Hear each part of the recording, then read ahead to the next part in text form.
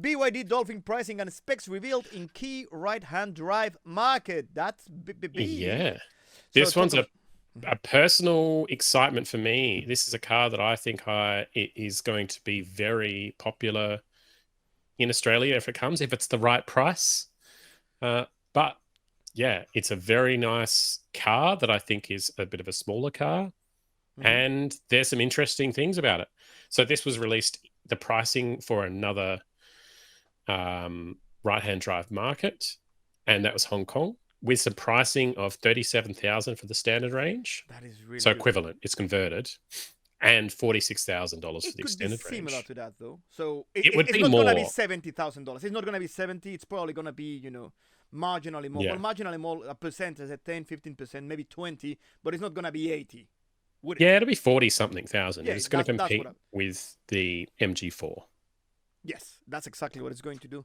Yeah, and I think Um, I'm more excited about the Dolphin over the MG4 because of the fact that BYD is a battery manufacturer, like we've discussed earlier. It mhm, is I feel like they have a better reputation for building EVs, mhm. especially with the sales of the Atto 3 and how they are the second highest selling manufacturer in Australia for EVs right now. So There's a lot of people yeah, that are very, I don't want to say angry, but they are very, they don't want to buy stuff from China.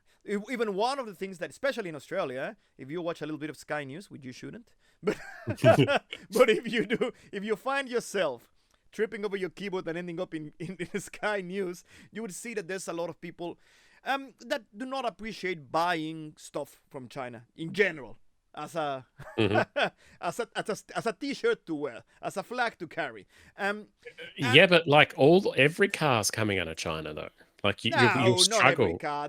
You'll There's lots. struggle to find cars not being built in China. There's huge. There's a massive amount of cars built in Mexico, for example, for North America, True. Argentina, Brazil. There's a lot in Macau. There's India. There's Vietnam. There's lots of them being built in Europe now as well. I Yeah. don't think it's. I know that China is a huge player, and I'm not gonna diminish what they are doing, but I don't think. I think that if you're in Australia and you say I don't want to buy a Chinese-made car, you have choices. Not a huge amount, but they are Yeah. out there. They are out there. Anyway, do you think that will hurt them? The fact that they are a Chinese brand manufactured in China and they are not sort of shying away from that? I don't know. I don't think so. Like the proof is already in the pudding. They're the second most popular car in EV, not car, but their Mm-hmm. second most popular EV brand in Australia. They're already doing great, and they only have one model. Well, but this not that was not a huge amount of competition. Who are you going to compete against? Like the Leaf? Well, I guess the Well, Ionic and the Kona. if we look at the particular like sales figures I was looking at, it was like 3,500 Model Ys, 3,000 Model 3s, and 1,000 Atto 3s. So it's still up there. It's still close. That being said, the And Kona then and the like the Ionic, Leaf was like 10 or something. yeah, no, but Ionic and Kona, they have a massive problem that they don't have enough. That is the truth. If Yeah. you were buying a Kona, weren't you? And Yeah, I you was had looking at a Kona at one point. Yeah. and what was the waiting time? Was like 7 or 8 months, wasn't it? It wasn't close to that. It was probably a little bit less than that. But yeah, there was still a little bit of a waiting time. And this was actually a cancelled order. So it was already on a ship and it was already here. Hmm. So if somebody was ordering new, then it would have taken a while. That's what I'm saying. And Yeah. the Atos is not as bad, for what I understand. So Yeah. I so don't they know would what be their able to delivery sell more. timelines are, but yeah. So that's a good reason of why they would be selling more. If you do you think that if you could go and get a Kona or an Ionic 5 right now, just going knock on the door, knock knock, give me a car, do you think there would be more on the road? I think so, but I still don't think they would be selling as well as the Atto 3. Even Well, if they had unlimited supply, I still think the Atto 3 is just a more popular car because of its pricing, what's the price of the other? 48,000 for the standard range and 51,000 for the extended range.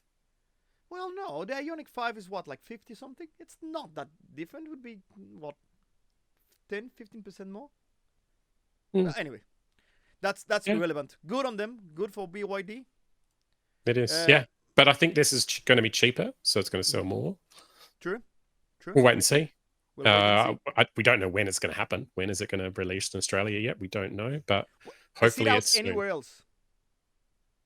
Yes, it is out in other countries. Well, not. They announced the price for Hong Kong. I get that, but is it? Can you go and buy one and drive it around?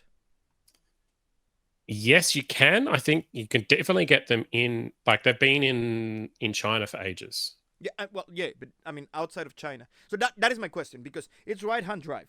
Can I go to Hong Kong or to Japan or to India or to anywhere they drive on the right side of the road, not in the wrong one? I think Hong Kong is the first one. That's why this news article exists. That's why it's here. Is it's the first right-hand drive. So well, it's very interesting indeed.